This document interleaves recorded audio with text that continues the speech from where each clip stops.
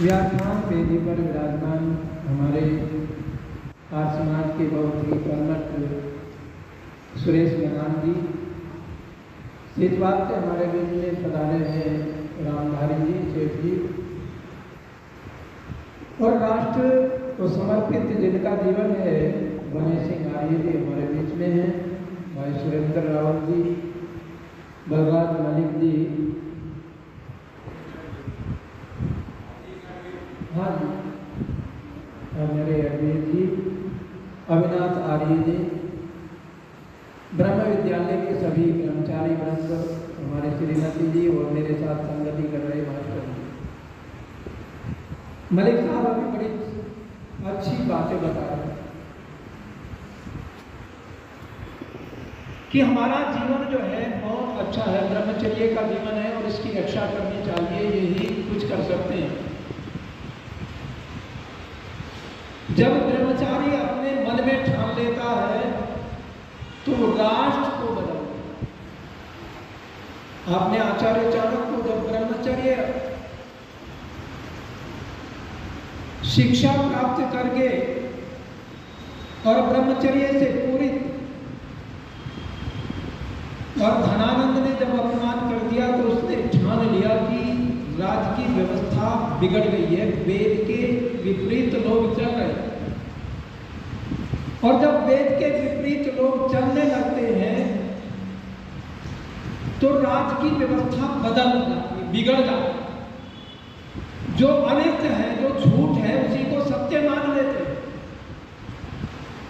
सत्य से कोसों दूर हो जाते हैं, चापलूस लोग पैदा हो जाते हैं, झूठे लोग पैदा हो जाते हैं, और चापलूसों से राजा ग्रसित हो जाता है। अभी राजधर्म की हम बात कर रहे थे सत्याग्रह प्रकाश में कि राजा कैसा, ब्रह्मचारी हो, तपस्वी हो, श्रेष्ठ हो, आपकी रक्षा करने वाला, चापलूसों के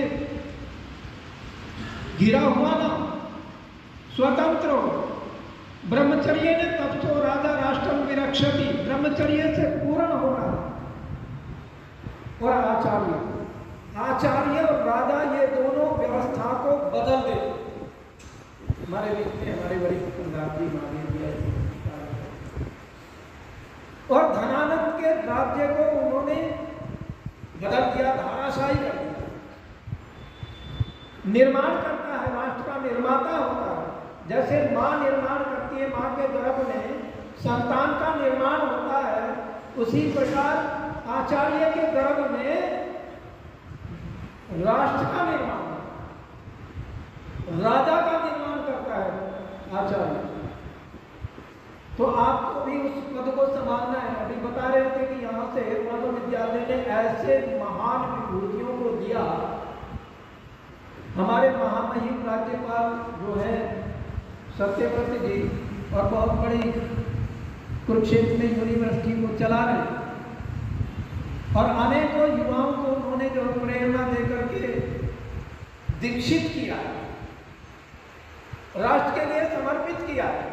तो आचार्य बदल देता है राष्ट्र की धारा को, जो गलत विपरीत दिशा में जा रहे हैं तो अच्छी दिशा में, और उन्होंने चंद्रगुप्त को ला करके एक ऐसे ब्रह्मचारी को राजा नियुक्त कर दिया अपनी शिक्षा से, अपने व्यवहार से, अपने आचार से, क्योंकि आचारहीनम न पुनन्ति वेदा, आचरणहीन व्यक्ति को तो वेद भी पवित्र नहीं कर सकता। इसीलिए आचार्य पवित्र होना चाहिए, राष्ट्र का शुभचिंतक होना चाहिए आचार्य को, राष्ट्र का निर्माण करने वाला होना चाहिए, मातृमान पितृमान आचार्यवान। हम कैसे बने? आचार्यवान बने। संपर्क ब्राह्मण के ऋषि महर्षि याज्ञवल्क्य जी कितना सुंदर चिंतन दे रहे हैं। मातृमान, मां के मानने वाले हो, पितृमान, पितृमान पितृ के मानने वाला, आचार्यवान और आचार्य वाले हो। और आचार्य कैसा हो? जिसका आचरण ऊंचा हो, जिसका चरित्र ऊंचा हो, जिसकी शिक्षा ऊंची हो, जिसकी सोच ऊंची हो, जो भविष्य को देखता है, जो भविष्य की चिंता करता है और भविष्य का निर्माण भी कर देता है। ऐसे हम चाणक्य की तरह से नीतिज्ञ बनना, राष्ट्र से जो धर्म विरोधी है, जो राष्ट्र विरोधी शक्तियां हैं, उनको चूर चूर करना है। यही तो महर्षि स्वामी दयानंद जी का सिद्धांत है कि उनको धाराशायी करना है। और करेंगे हम कब? जब ब्रह्मचर्य का पालन करेंगे। 11 चीजों का हनन होता है जब ब्रह्मचारी अपने ब्रह्मचर्य को खंडित करता है। आयुष्य तेजम बलम वीर्यम प्रजा श्रियत महाजस पुण्यम से मति प्रियतम से हन्यते ब्रह्मचर्य। ये सूत्र महर्षि चाणक्य ने दिया है कि ब्रह्मचर्य के हनन से 11 चीजों का नुकसान होता है, 11 शक्तियां हमारे शरीर से नष्ट हो जाती हैं। तो इसीलिए ब्रह्मचारी को अपने शरीर की रक्षा करनी चाहिए। जब तक हम शरीर की रक्षा नहीं कर पाएंगे तो राष्ट्र की रक्षा कैसे कर पाएंगे? वेद की रक्षा कैसे कर पाएंगे? अपने सिद्धांतों की रक्षा कैसे कर पाएंगे? जब हमारा शरीर बलवान होगा तभी तो हम राष्ट्र की रक्षा कर पाएंगे। तो हमें शरीर को बलवान बनाना। आइए एक गीत और रखता चलो आपके सामने।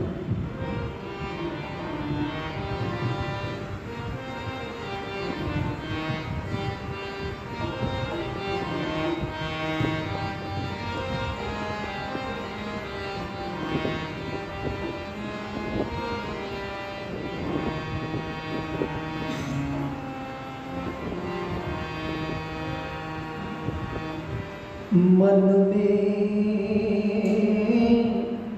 बुरे विचार को आने न दीजिए। मन में बुरे विचार को आने न दीजिए। आ जाए शुभ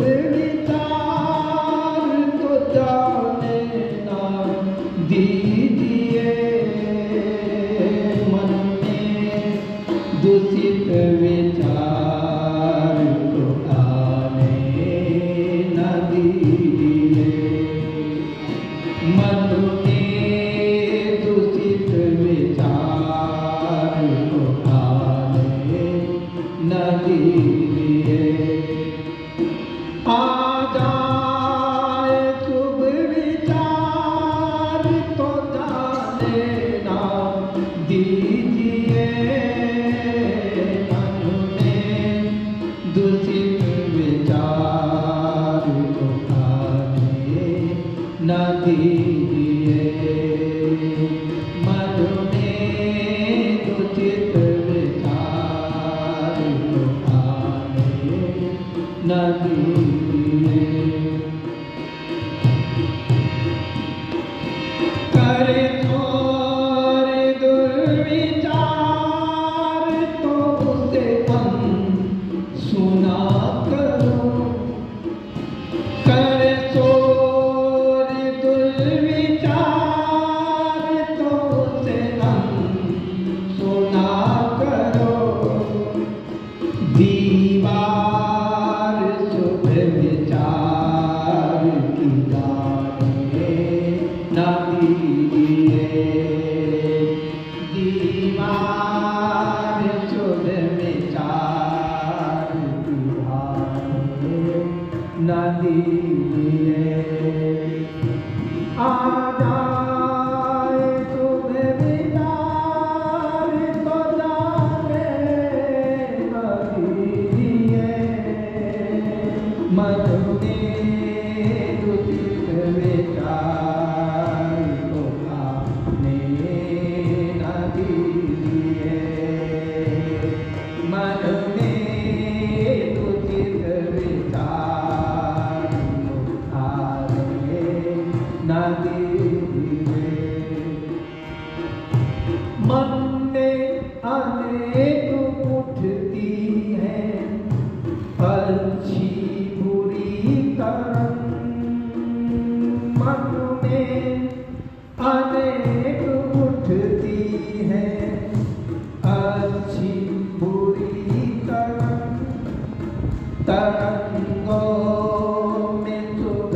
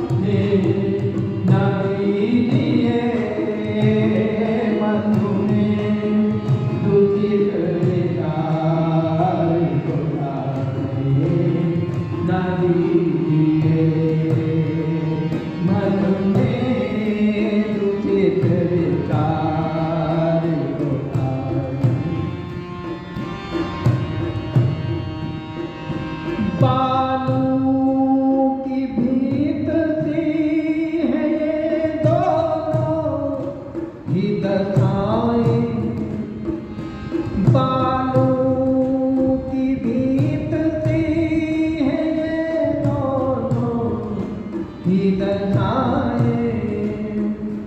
दीवार शुभ विचार की ढाले न दीजिए, दीवार शुभ विचार की ढाले न दीजिए।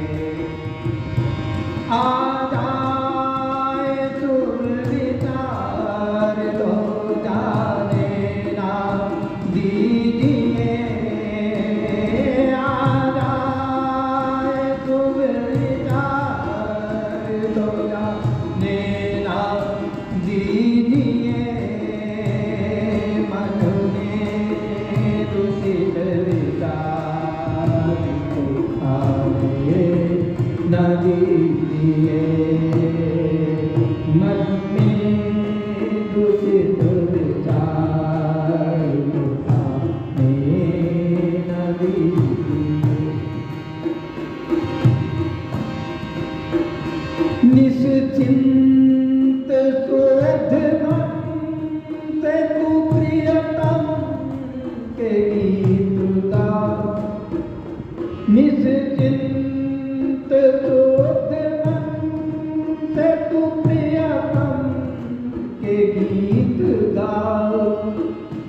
अश्लील गीत मन को गाने न दीजिए, अश्लील गीत मन को गाने न दीजिए।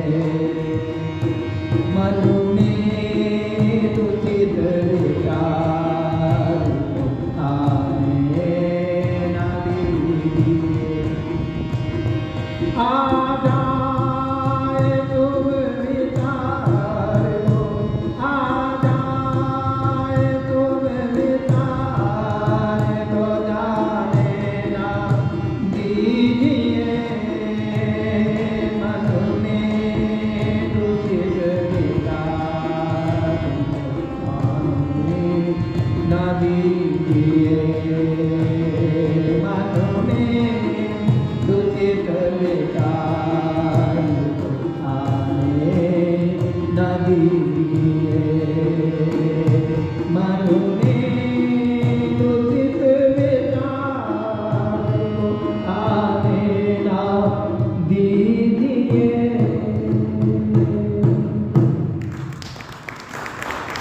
करे शोर दुर्विचार तो उसे अनसुना करो। कोई विचार आ जाए, गलत विचार मन में आ जाए तो उसको अनसुना कर दो, इग्नोर कर दो, एक तरफ किनारे लगा। और शुभ विचार आ जाए तो उसको धारण करो, इकट्ठे करते चले जाओ अपने सारे विचारों को। जब शुभ विचार आते चले जाएंगे, शब्द कोश बनता चला जाएगा हमारे शरीर के अंदर, और हम जो है अच्छे वक्ता, अच्छे प्रवक्ता, अच्छे एक अच्छे स्कॉलर बन सकते हैं। ये हमारे अंदर ही तो है ना, हमें इकट्ठा तो करना पड़ेगा, कोश बनाना पड़ेगा। जैसे धन का कोश बनाते हैं, ऐसे शब्दों का भी कोश होता है। शब्दों के अच्छे अच्छे शब्दों को चुनते चले जाए, अपनी एक डायरी बना लो, उस डायरी में अच्छे अच्छे शब्दों को, मुझे कहीं से भी कोई शब्द मिलता है तो मैं तो डायरी में नोट कर लेता हूँ, और जब मैं 2-3 बार उसको रिपीट करता हूँ तो वो मेरे याद हो जाता है। तो हमारे अंदर एक शब्द कोश है। कितने कोश हैं हमारे शरीर के अंदर? एक है प्राणमय कोश, प्राणों का कोश हमारा। एक है अन्नमय कोश, अन्न का कोश हमारा। एक है ज्ञानमय कोश, ज्ञान का कोश हमारे अंदर। और एक है मनोमय कोश, मन में जो धारण हो जाते हैं विचार। और एक है आनंदमय कोश। ये 5 कोश हमारे शरीर के अंदर। तो हम इन पर चिंतन करें, चिंतन करेंगे तभी तो हम कुछ प्राप्त कर पाएंगे। महर्षि स्वामी धर्मजीत महाराज ने चिंतन किया और उनको